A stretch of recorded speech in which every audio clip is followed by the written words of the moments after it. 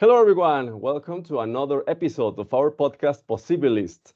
And now we are going to have a great discussion related to AI, related to creativity, and also to humanity. I am Paulo. I am a certified AI engineer and also a cloud developer. And we have today Lars Deutsch, who is living in Greater LA, and he's a music composer. He loves film making. He loves everything related to humanity and empathy. Lars, how are you? Thank you for being here. Nice. Thank you for having me. I'm doing well. Great, thank you. Let's start talking about this because it is a really interesting topic, creativity and AI. But first of all, could you please talk about a bit about yourself? Who is Lars? What do you do for a living? So I'm a composer, music producer. I've scored over 400 films, commercials. I write music for artists and for media, and I also mix basically anything to do with sound and music, communication with sound and music.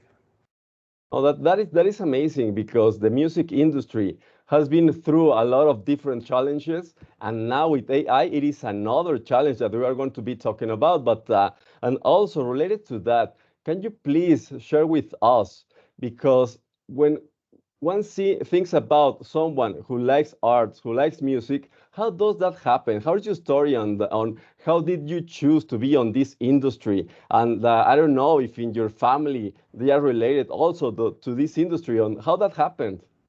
So I'm from a small village in Germany. Nobody in my family had anything to do with music. I had a really nice childhood with a lot of space, time, and with traveling and like everywhere else, there was always a radio playing, and I made mixtapes, and I kind of just really enjoyed it. And at some point, after seeing a concert, fairly late for somebody who does what I do, I just kind of I really love electric guitars, and I basically just started practicing 5 hours a day, and then very quickly went from just being interested in the music itself or in the instrument itself in the kind of songwriting communication aspect of it, and that energy.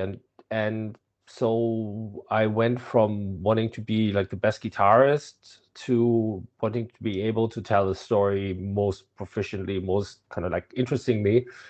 So I studied classical composition, like did a bachelor's and master's, and then worked as a lecturer and started to write films and songs for people, and it went on from there. And unlike some LA CVs where people have done 100 different things, I've just done basically music my entire life.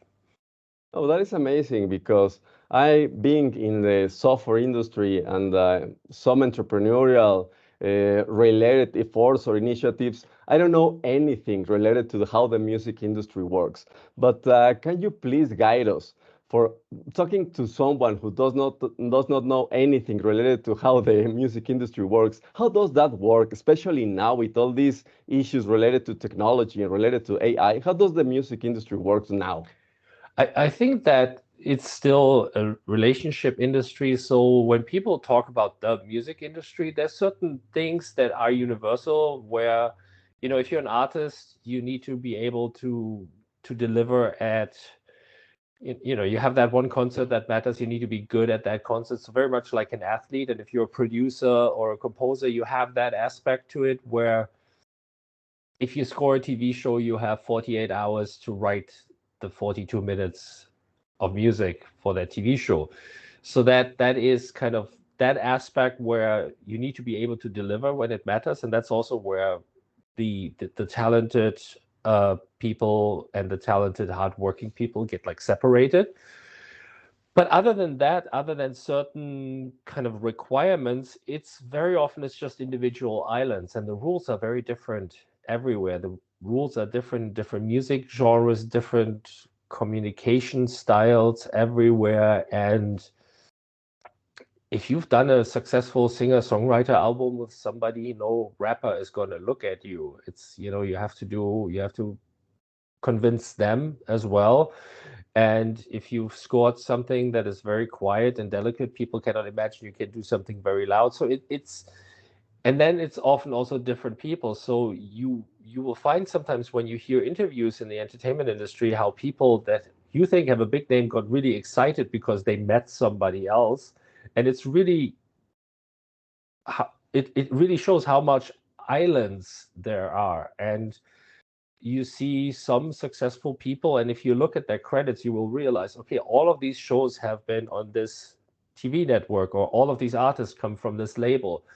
So it's a very kind of little islands kind of industry, I think.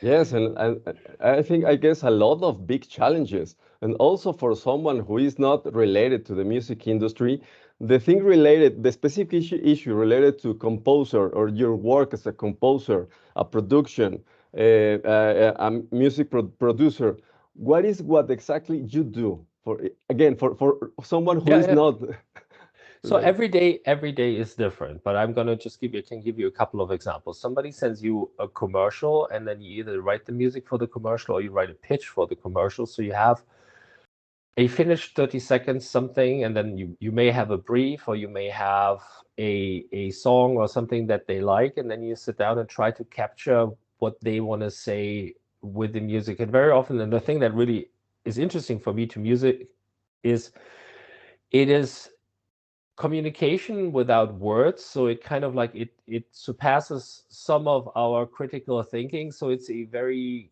kind of primal conversation, which is really interesting. But in order to do it well, there's a lot of like science, physics, and all kinds of other stuff involved. So you need your entire brain.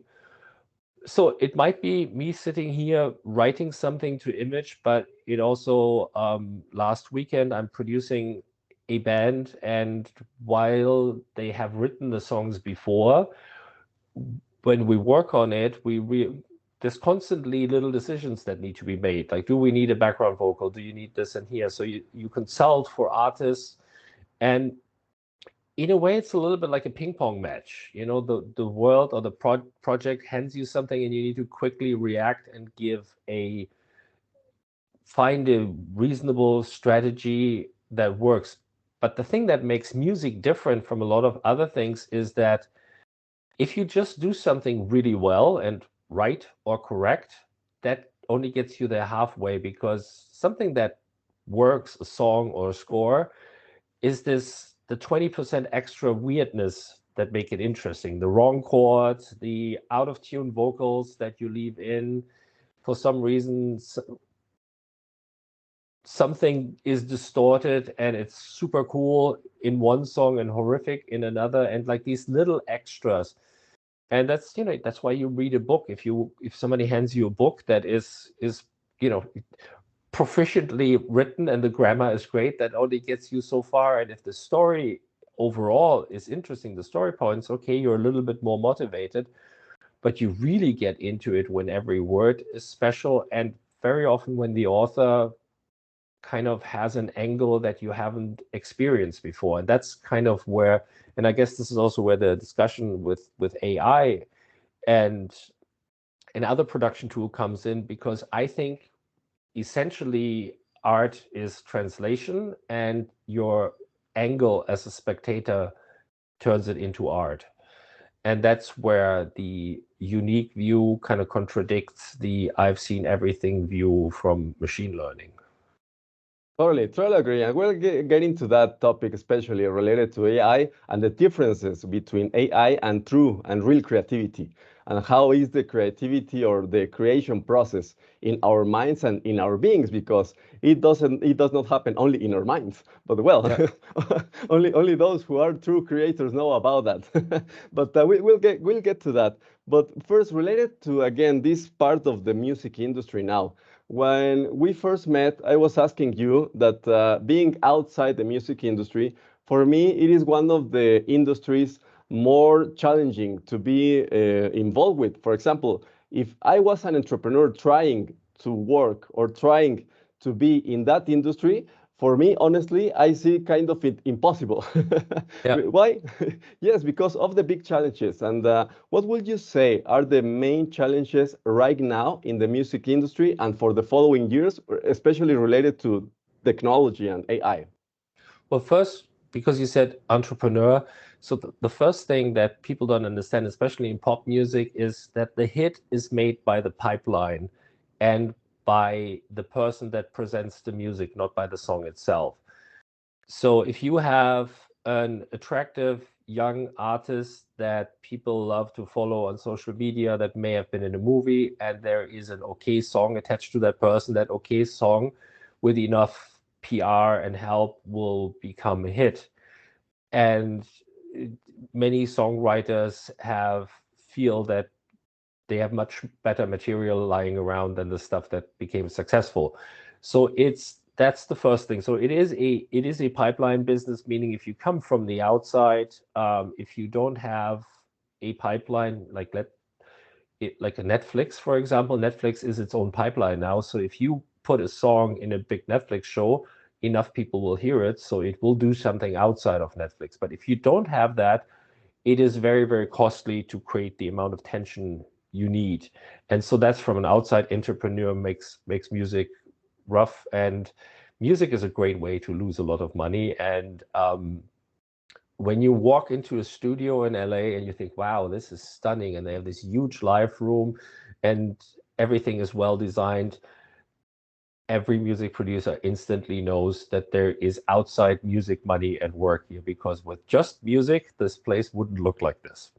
And that's just the way it is. So then the challenges at the moment are, so with AI is just the last brick in a long line. So for me, it doesn't change that much, because what happened generally, you want to pay, if you are in a position of power, you want to pay the people below you as little as you possibly can. And with the technology all around, with people being able to record at home, people buying samples from somewhere else, a lot more material that at least on the surface sounded okay has been popping up. And so there's stuff where there's companies that have licensed 60s soul music, and you have fantastic players and great horn sections that somebody wrote by hand, and you can license a loop for $50. So now let's say you've never written a brass, or like a arrangement for a brass section, you know nothing, you just spend $50 and you have this really cool loop.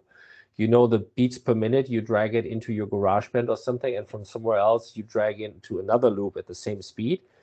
So now you have something, and this has been around for like 20 years now. The problem with this is, for a true creative or for a true craftsman, is that somebody who has basically no skills now has borrowed from the skills of these very talented brass performers that played their entire life. And then the best of them, arranging wise, was the person that wrote that section, and somebody else who did the drum loop. So you combine these two, you're essentially a DJ. But because both of these things come at a level of pre-production that is very solid, you put these two together and it does sound much, much better than you could perform without 20 years on the drums or any of those instruments.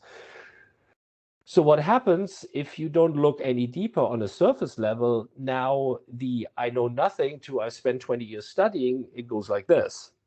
It doesn't really go like this if you have good ears and if it needs to be specific, but at least on the surface level, this happens.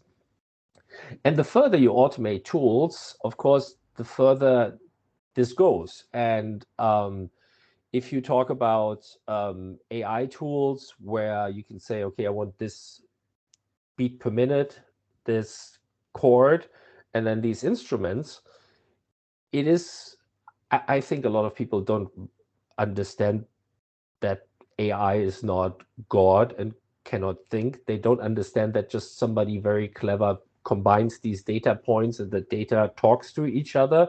And so now we have pre-made music that gets layered on top of each other in a clever way by an algorithm, which is also not new.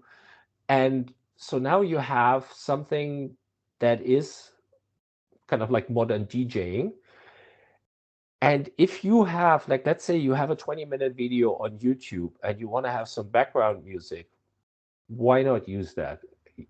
It's 17 minutes into your YouTube video. You prompt, okay, we need a little darker here, drop out the banjo or something. And okay, fair enough, for your use, that worked.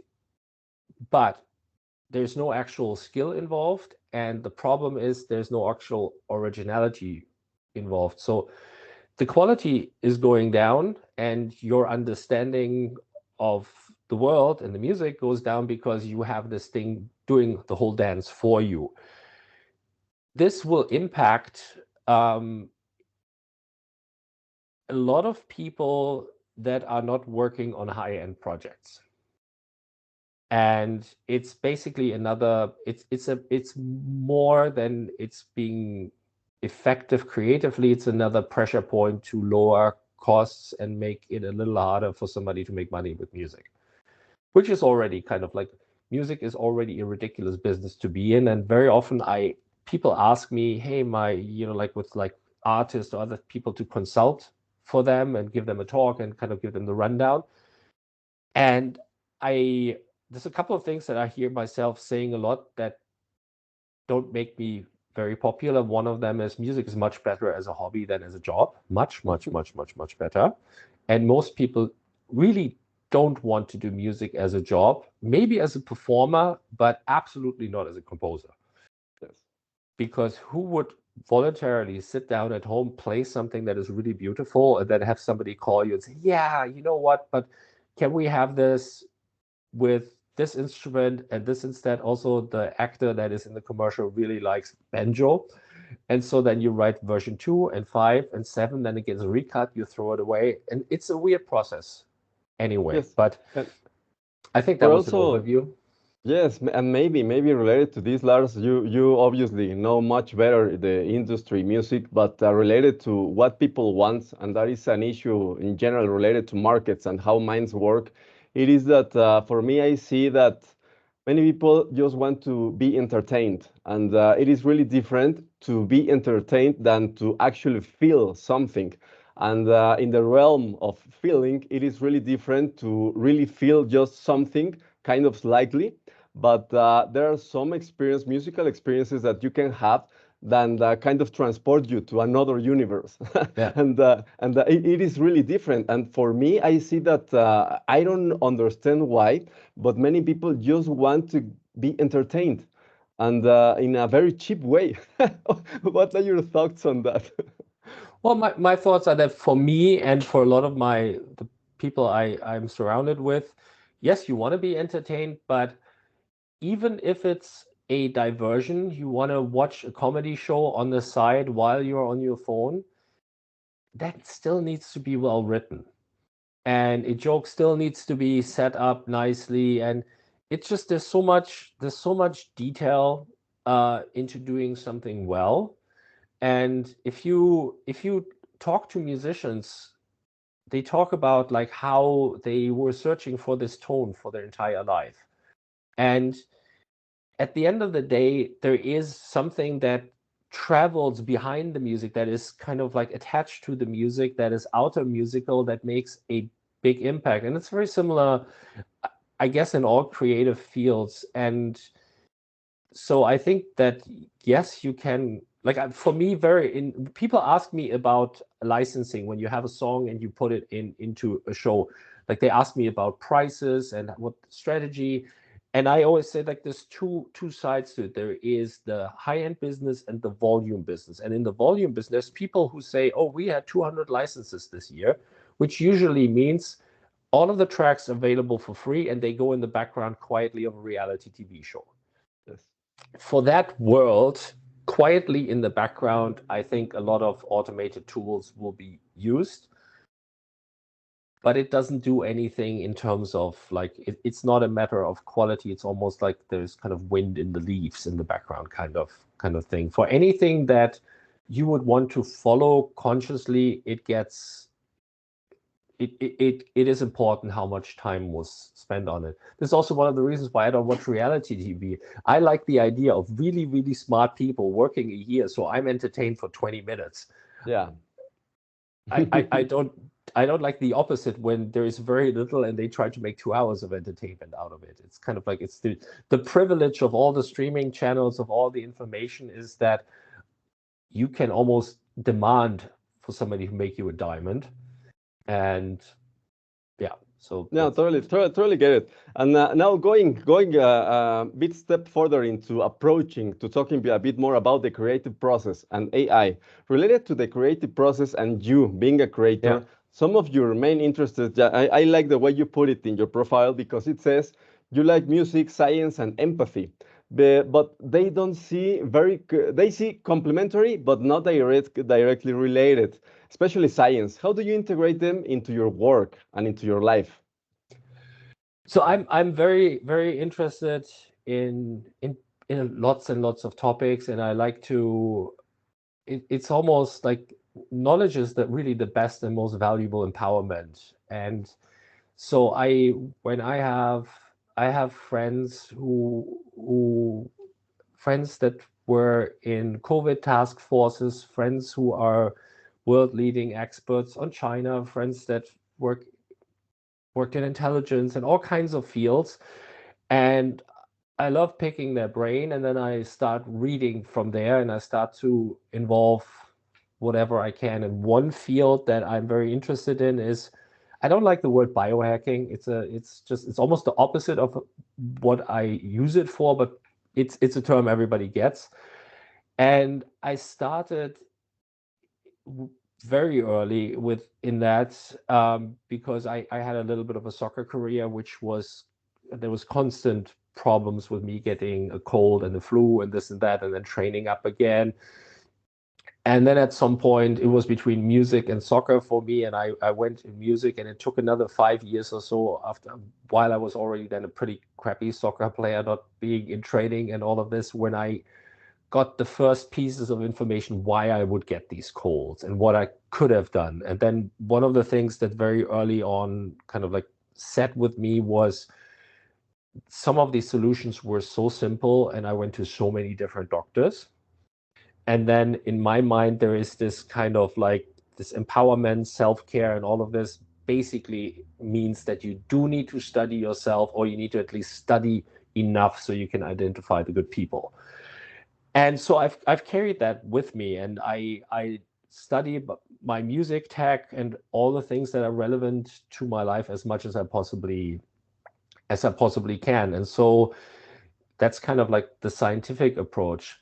I think that one thing that is, and now to the empathy, I think one thing that is very important is that there's always been tendencies to dehumanize every person, or the working class, or the middle class, or something. And so in the past, you would have the royal, where you work in your field, and you don't know that king is actually a moron and he can't do anything, and you are actually the person who is doing stuff, because you'd get told over and over again, like, this is the king, he's magical, he's so much better than you. And then to an extent you have religion with this, and I think it's very important to keep things humane and to have a respect to yourself and to your fellow human being.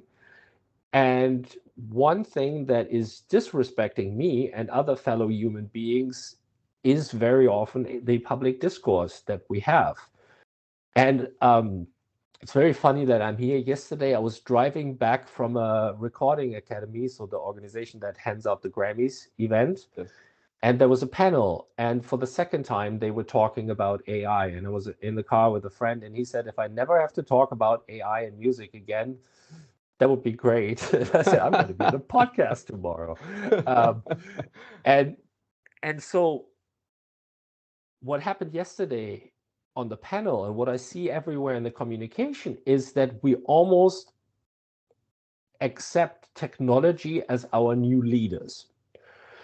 And I think that is a very dangerous approach, especially since our kind of tech overlords from Silicon Valley are they have a self-interest in perpetuating this story.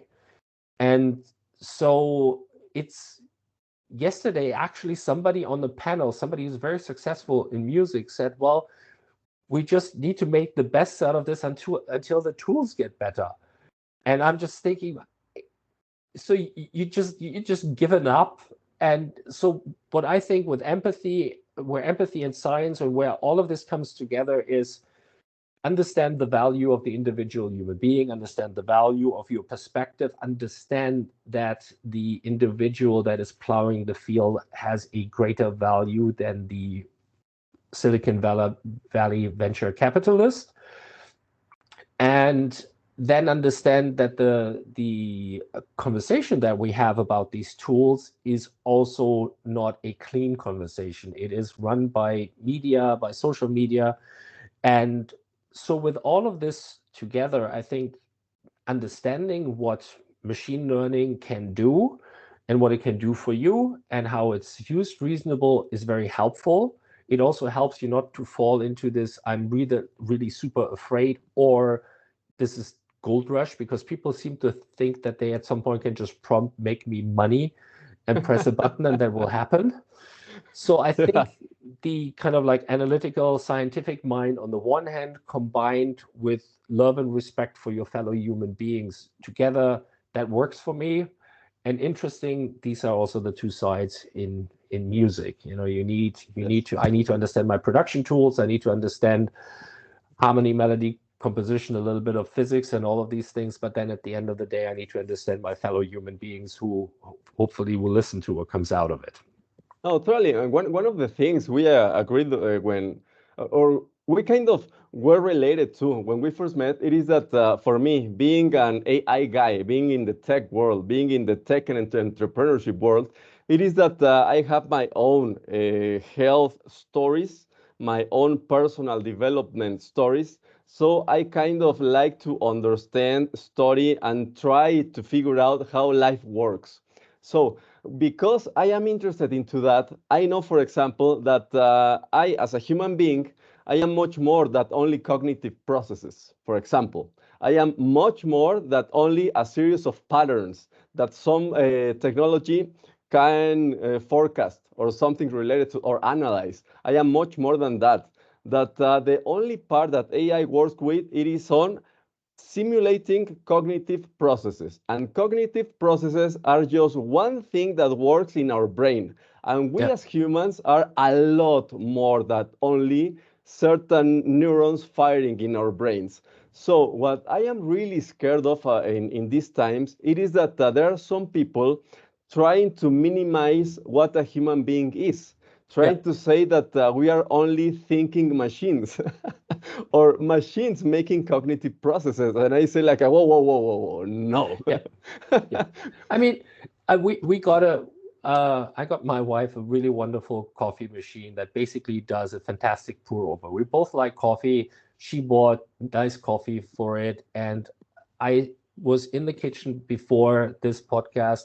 If I would have made myself a coffee right before this podcast, I would speak twice as fast. My pitch would be higher, and my theories probably would be much wilder. And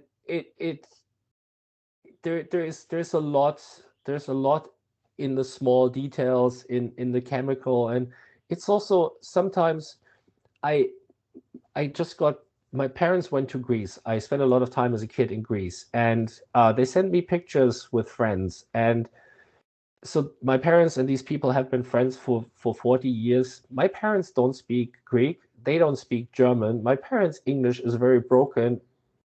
Our Greek friends' English is very, very broken. When you look at these pictures, there is so much love and so much energy that comes out of these pictures. It's so wonderful.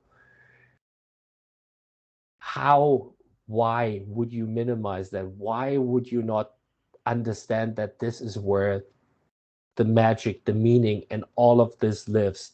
The only point of all of these tools and all of this would be if they're in the same room, that maybe my mom can say something and it spits out the translation. That is where it lives and where it should live. And that's also, the tools I use. Currently I use one tool which is only possible with machine learning, which is a dialogue cleanup tool. And basically it does something that no human could have done by hand. So that's, first of all, justifies it for me to use it. Secondly, it's not a creative tool at all. It is a tool that makes my creative choices possible. As in, I did a demo for a musical for somebody, and there were songs, there were 18 singers on that. Some of them were on tour, and in the worst possible scenario, some of them quickly took a take somewhere in a theater or on their phone or something, and they send me all of this to do the demo. And so now I have this plugin that can take out the room, isolate the voice, and make it move a little closer to me. I'm grateful to have this. I'm glad this company spent all this time training their algorithm, but I also understand that there's no divine genius behind that, doing that. It is a deep training of data or data points. Yes. And so I think this is where I land in a more nuanced kind of thing. I'm happy to have good tools, and I don't think that anybody should take over the creative choices other than a human with a perspective. And of course, there's the other thing, which is now there's more and more lawsuits because, ironically, like with so many other things in Silicon Valley, the crime is built into the algorithm. And so I'm going to be interested to see how this moves on in the future. What helps, and what I see what helps, is from writers I know here who work on TV shows, that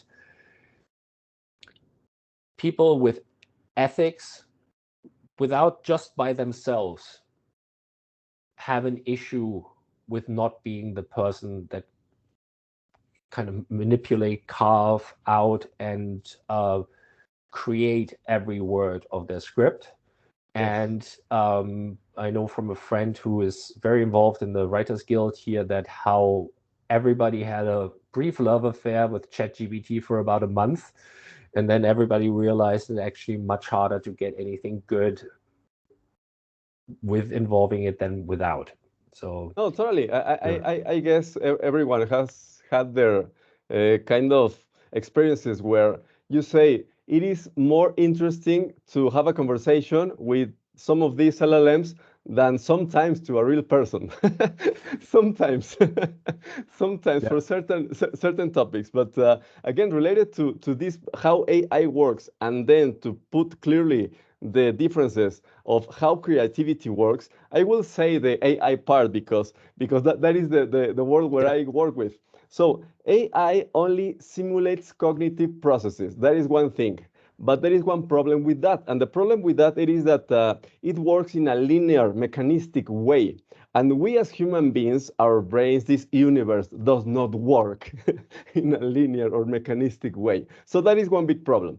The other thing, it is that when you work with these LLMs, you can say, oh, wow, it kind of appears, or kind of, I can get fooled that that thing is understanding, but it does not understand. The people who have been working and developing these tools, they kind of knew how to decode how language work. But they decoded it in a way that they put statistics, some vectors of meaning, and then they correlate these vectors of meaning with many statistical tools, and then something kind of magical happened. Then that thing may fool some people that actually understands, but it does not understand a thing. It just makes these relationships and puts an outcome. Yes. No, I thank you, and I really like this. When this is out, I'm going to kind of take what you just said and then play that to people because you explained it better than I could. What really bothers me, for as a general thing, is how people don't understand the limitations, and how people are almost accepting it like a new religion, and how they think it does understand. And I remember when the movie AI came out with Steven Spielberg with a little robot kid, I was sitting in the cinema the entire time, and I was like, but it's a robot. It's a robot. It's programmed to say "I love you." It's a like I was just sitting like, where's the drama coming from? It's like my Windows 98 can tell me it loves me when I there's a boot up sound. It's just like it's a robot. Come on, Yes. just trash it, build a nicer one. Where's the story here? And Yes. yeah, it's I think that so I noticed something about myself. I because I'm very social. I like to be surrounded by people, but my work is solitary. And so what I'm really happy when I get a couple of good hours in with my computer, with my instruments, writing on something, knowing that then later on I'm going to hang out with a human being to like with friends to talk, and that combination really works for me. If I work here and I'm by myself and I'm done with work and basically the day is almost over and I'm missing the social side of it, I can see how I sometimes want to fill that hole with social media or other tools or other things. And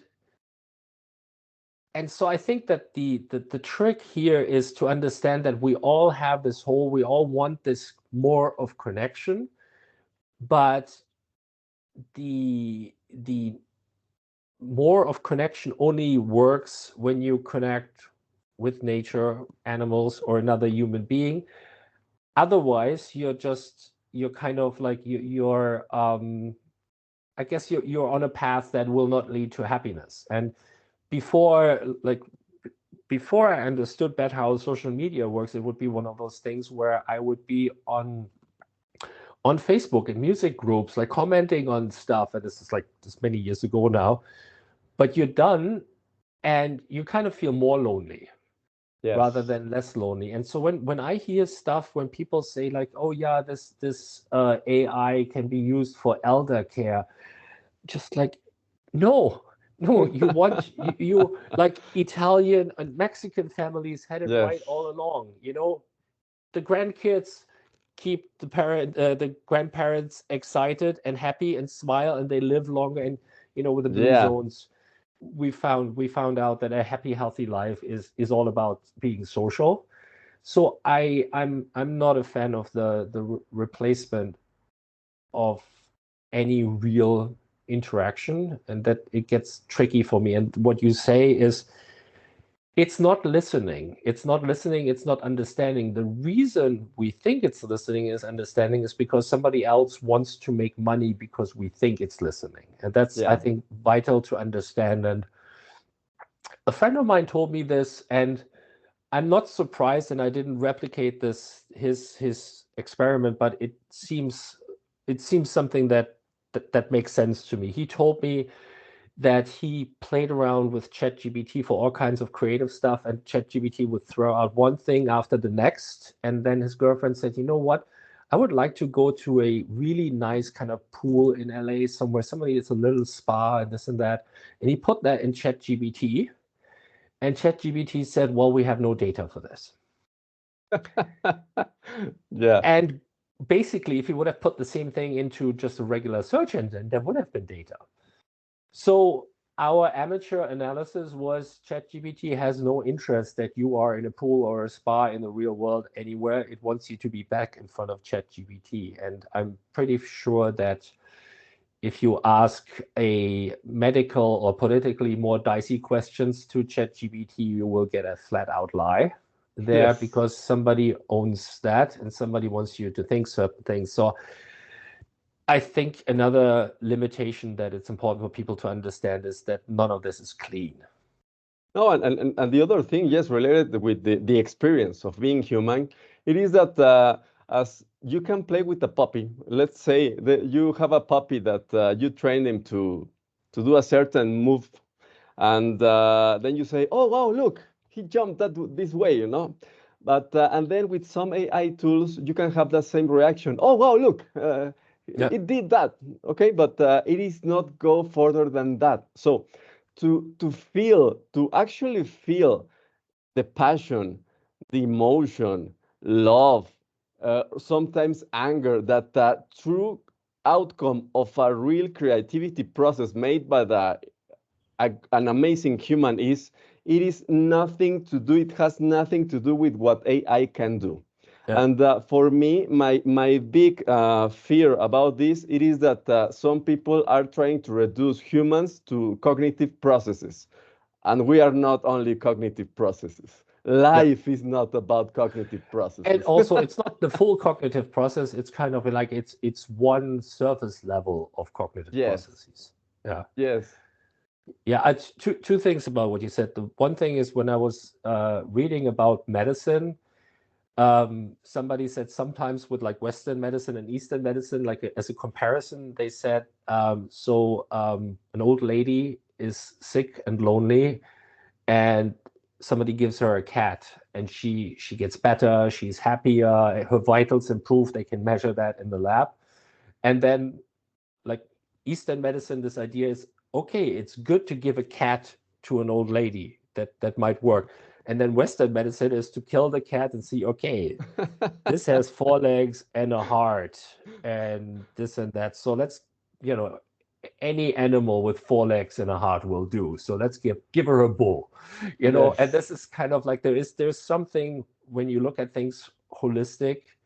I listened to a wonderful an artist, a wonderful scientist talking about how grasslands are so valuable for the planet, and was talking about the ecosystem of the hunter-gatherers, big cattle, and the meadow, and this being one circle, and how the meadow needs to be eaten to survive, and how the cattle needs to move, and how the sun affects all of this, and then minerals.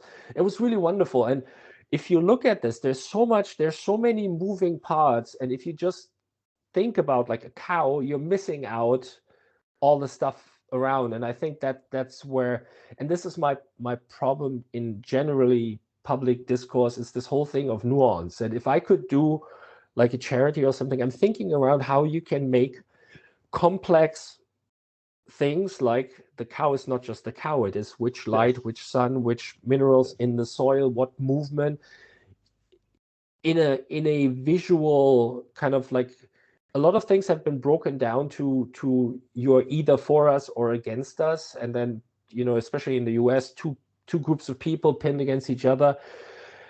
It would be great to figure out a way to add complexity back into things, but so that still everybody can easily understand it. And I think that would help our minds, our communication, democracy, empathy, and all of these things. Having said that, I'm fairly useless outside of music, so I need to find somebody to do this for me. No, Yeah. but it is amazing to share these views and to have Yeah. these dialogues, because precisely in different industries, in different professional activities, but we know we are going to a point in life that we understand that being highly specialized, working only with what you are supposed to do, being disconnected with the rest of the world and with the rest of what is happening, it's becoming even greater and greater and greater problem. Yeah. because we need to have that systems approach and system way of holistic way of see things, because we are not mechanistic, we are not linear, we are not only cognitive processes, we are not only beings who look for being just entertained in a very cheap and bad way. We are beings that need to have a full experience of life. And Yeah. one of the things I'm really worried right now, it is that yes, I know it is the hype of AI, and many people are kind of excited about what AI can do to entertain to entertain them. But the thing it is that it is also the time to remind us what it is to be human. And for me, that is one of the also of the things I do these dialogues, because I want to kind of contribute to help everyone to remind what it is to be human. Yeah, and also that basically celebrate yourself. We have a long history of basically some kind of authority telling us we are second rate, and it's a whole thing in human history. And now our new lord is AI, and we're kind of just have to beg for mercy, while it's very obvious that you can already see, it's kind of, I read this thing the other day, that you can see that certain fields, all the data has been mined, so that it's not going to get better for all eternity. Yesterday at that panel, I was standing to somebody who was rolling his eyes at the panel as much as I did. And I saw this meme the other day where somebody said, my son is now 3 months old and he weighs twice as much when he was born. If it goes on like this, he's going to weigh 10 trillion tons by the age he's 40. Yes. And I'm like, yes, that's exactly it. Your son is Yes. not going to weigh trillion tons. It's the curve is going down, and you can already see that, and you can see with people who dive a little deeper that gold rush thing is wearing out a little bit. And just like when that Russian company that stole all the data turned your picture into like a 1500 like painting, you don't see those on Instagram anymore because they got lame fairly quickly. So No, totally, yeah. totally. And related to the areas where AI can be really helpful, to me, it is productivity. I mean, there are certain activities that are not fun and can be automated. So let's automate them and to let AI help you with your productivity. But that's it. But the creativity process, the eureka moments cannot be automated. Or do you see how do you can automate how to make an eureka moment or a fully inspiring moment arrives to you? Yeah, no, yeah. And it's kind of interesting. I had a couple of conversations with people who have more like a tech background and have no creative background. I wasn't able to reach them with this concept of perspective, because in a way, a good or an outstanding creative mind is like a funnel. It takes a million things, but then at the end of the funnel, it doesn't come out where you think it would come out. It comes out somewhere different that still makes sense. And so that slant, that perspective, and that eureka moment is yeah, that's what makes a joke special, what makes art special. And that's something that is the opposite of making a collage of all the jokes that have gone before. Yeah. And yeah. Yeah, no, and to me, I also will give you this message, and then I hope you give me what do you think about this? It is that the big opportunity for creators is that we are the ones who still are going to be more ready for kind of, let me put the right words, to make others to have the experience of really feeling what it is to be human. If you can say love, passion, energy, anger, any profound emotion. Because with AI, you can only entertain in a very simplistic and superficial way. And then you can say, oh, right, yeah, that can do that. But even for a message for everyone who is watching this episode or hearing this episode, just please put 2 examples of music and some songs. You can make an entirely song made by some AI with a prompt, and then put a special song written, produced, and Yeah. arranged by a human that make tears come out of your face, and you're going to see the difference. And Yeah. that is what creators are going to have, and there is where AI tools are going to be. Yeah. Yeah. I think that goes back to the point from before. And yesterday I was talking about, can you imagine you would ask a machine learning algorithm, what is the most appealing, sexiest possible way for a man to walk to be an artist? Nobody would come up with that weird strut that Mick Jagger is doing. It makes no Yes. sense.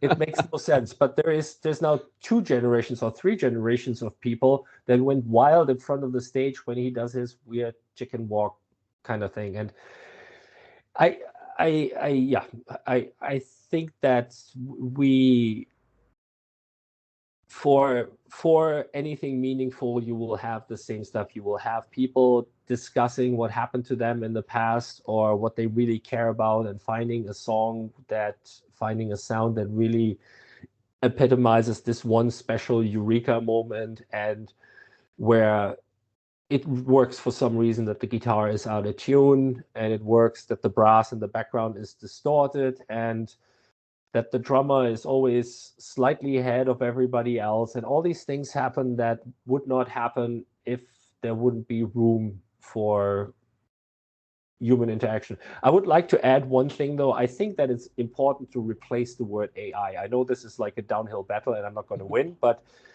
like, I don't know, self-improving algorithm, machine learning, or something else, because AI is just the wrong term.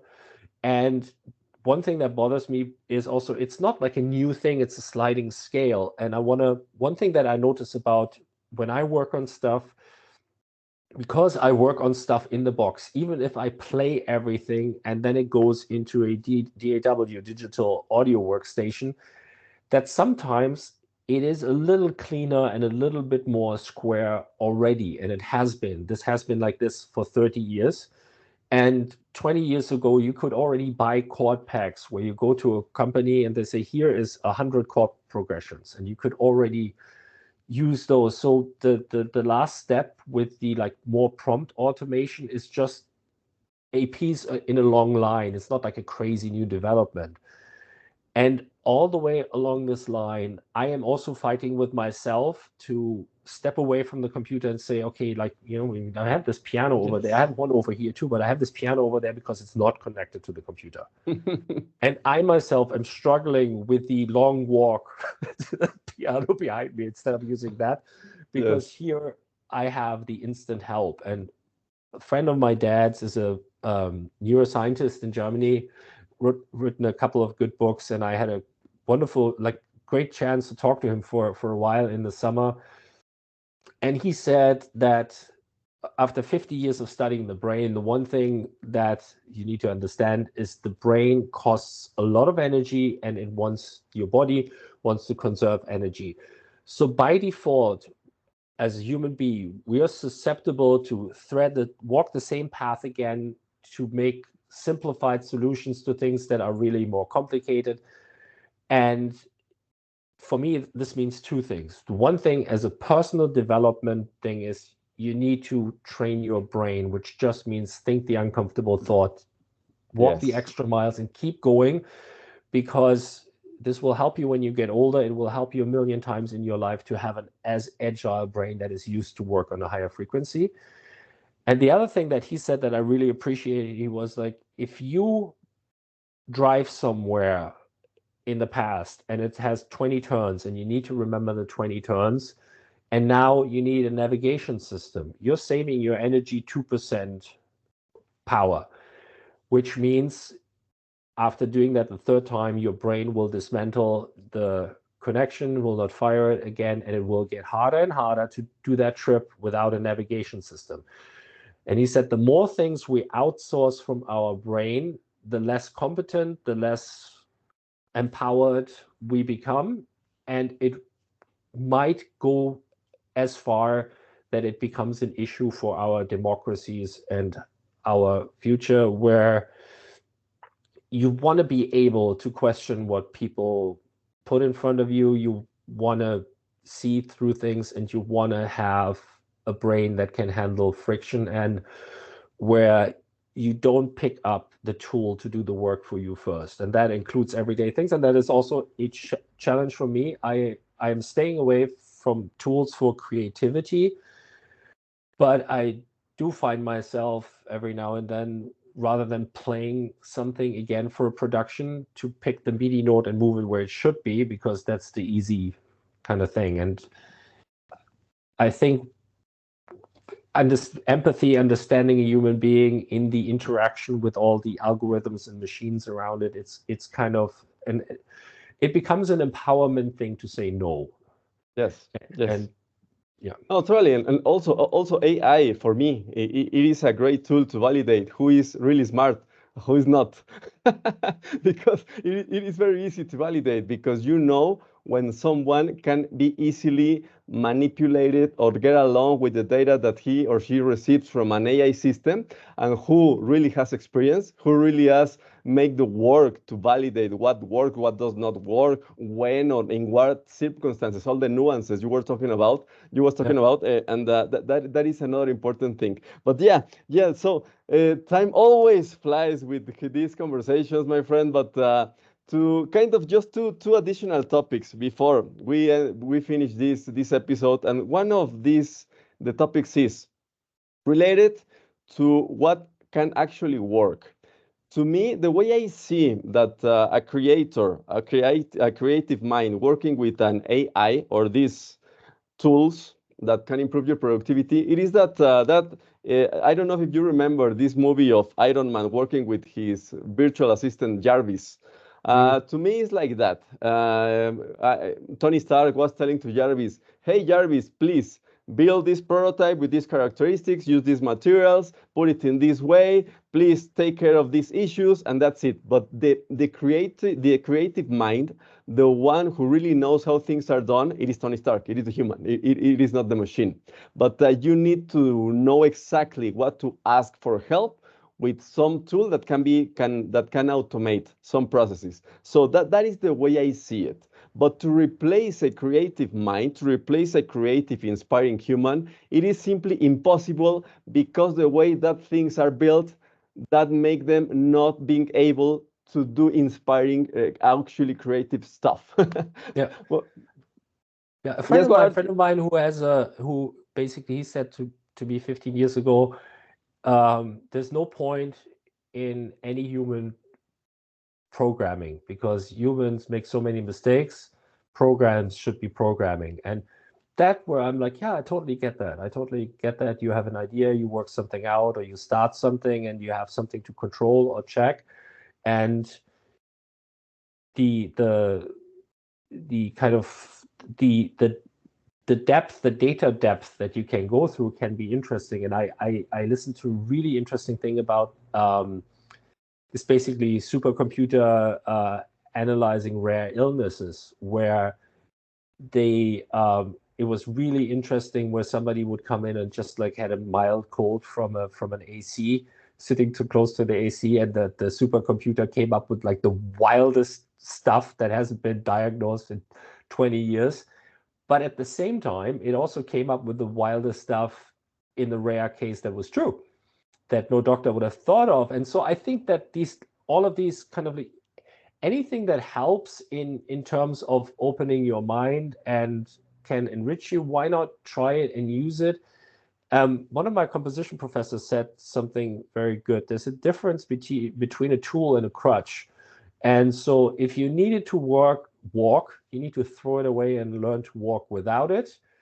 And then a tool is something that you every now and then you pull up when you need it, but it can't be the essence of what you do. And I think this is also where I really kind of just want to face palm myself with this concept where people think like, make me some money, go create the best album ever, go. The second anybody else can put the same prompt, it's worthless. That's it. That's basically the end of the value in a creative context. And to one more thing to your differences, I think that this line, like I hate these little quotes, but like, don't judge a book by a cover, is really interesting here, because with AI, it's all cover. It's kind of like where if you just spend 3 seconds, you realize it's all cover when it comes to creative, because it is either a cover, like a cover song, or we're stealing from somewhere else, or it is just a cover because it is just that, the surface level. And I think that most people still kind of just, that there's a difference to see something like something that touches you, something that means something, is not just surface. Yes. No, totally. And also, by the way, the other thing, I love hearing to music, and some recommendation for everyone who is watching this episode. And I'm pretty sure you have done this, Lars, but the other day I was hearing to some recordings from kind of the ones that are some songs from I don't know, several decades ago, the remastered versions with some great earphones, and to hear all the details that the music producers at that time were working to put into, and that to me it was like a wow. Yeah. I mean, really wow. And you compare songs from several decades ago to all this new stuff, and you say, oh, this is actual creativity. This is actual inspiration. This is real music. I mean, I highly recommend that. Yeah, maybe one thing, yes, one thing with that, I've had, this is like a 20-year ago talk I've given, but it's still true, where if you think about a track with like a hip hop beat, it's beats of music, 2 bars of music. Let's say it's, to make it easy, let's say it is 2 seconds. And so we loop this and press play. So the song is 4 minutes, but these 2 seconds repeat over and over. So you essentially now in this 4 minutes of music have only 2 seconds of information on that level. And then you have a fake bass loop that does the same thing. So now we are in a 4 minute songs at 4 seconds of information. And then you have something else that is similar. And then you have one guy rapping over it. And then in this 4 minute song, let's say you do have maybe 4 minutes of information. But if you copy and paste the vocals, you have less information. If you tune the vocals too much, you lose pitch information. And so what happens is with every production step that is not more organic or handmade, or at least kind of touched in some kind of way, you reduce the data. And that sounds very cool, but you kind of reduce the things that can keep you excited and stay with it. And then you listen to a James Brown song, and a James Brown song is very often the 4-bar loop, but it's fantastic players. Everybody does something different. It's a real drummer, so every time the repetition is different, and it's completely different. And when they performed it, the person who sang responded to the slight tempo change in the drummer and all of this. And so if you just think of it of like a quantity of exciting stuff, the handmade full arrangement is 100 minutes of fun information in a 4-minute song. And if you take it one further and there's nobody singing at all, you can sometimes have 4 minutes of music that are essentially 10 seconds of information. Yes. And yes. Yeah. Yes, no, totally. And finally, just one question. Are you optimistic about the future in general? Not only your future, but we as humanity are facing many big issues. Are you optimistic about the future, and why?